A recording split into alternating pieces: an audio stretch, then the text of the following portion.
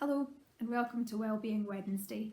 We at the Museums of the University of St Andrews will be encouraging you to take 10 minutes for a break to tune in to Museum Storytime.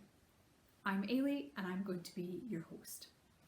So today's Museum Storytime is going to make use of some of the objects in our collections that can reveal a little bit about what it was like to be a student in the early days of the University of St Andrews.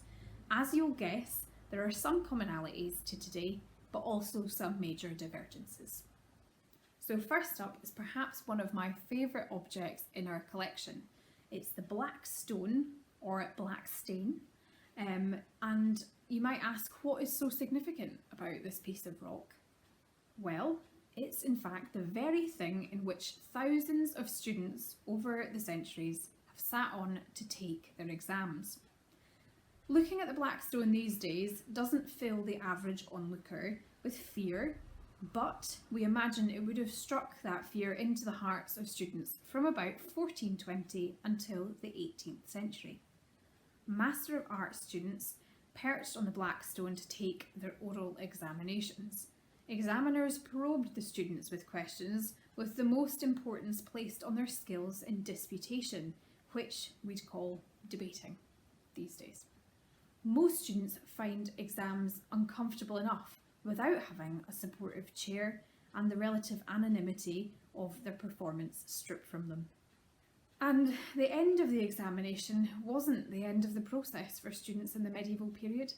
Their teachers expected them to present them with gloves and caps if they were successful, and on top of that to be treated to a massive banquet. I'm sure university tutors wouldn't turn those down these days also.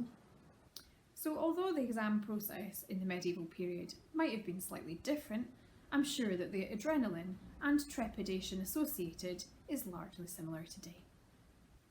Students who start at the university these days are usually about 18 when they begin their studies.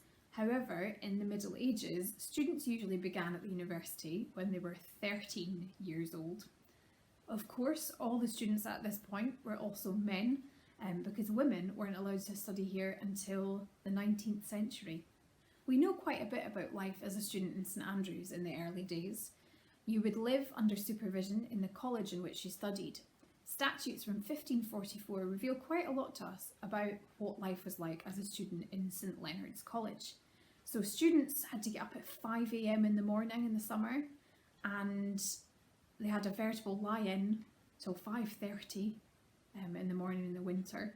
Now, any St Andrews student will be well aware of the dark winter mornings in St Andrews, but I imagine that very few will rise at those hours these days.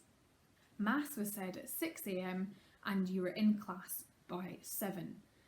Students couldn't even leave without permission, which shows that self-certification wasn't a thing in those days, and they couldn't wear what was deemed fashionable. Nor could they wear super cool coloured caps. They had to speak in Latin at all times. Once you had survived the ordeal that was your university degree, you were allowed to graduate. The cap that is to this day used in St Andrews graduations is the Bretum, which was made for the university in 1696 for the graduation of John Arbuthnot, who was the first identifiable medical graduate. Legend said that the cap was made from the breeches of John Knox, but alas, it is only legend that says this. It's probably made of cotton, but not from the trews of Knox. As a St Andrews graduate, there is something pretty special about being patted on the head, or capped to use the correct term, with a cap that's touched a few thousand heads before you, all of whom have made it through before you did. It is quite special, really. So hopefully this video has given you an idea of what the early days were like as a student in St Andrews, and perhaps made you thankful about your own experience. See you next time. Bye.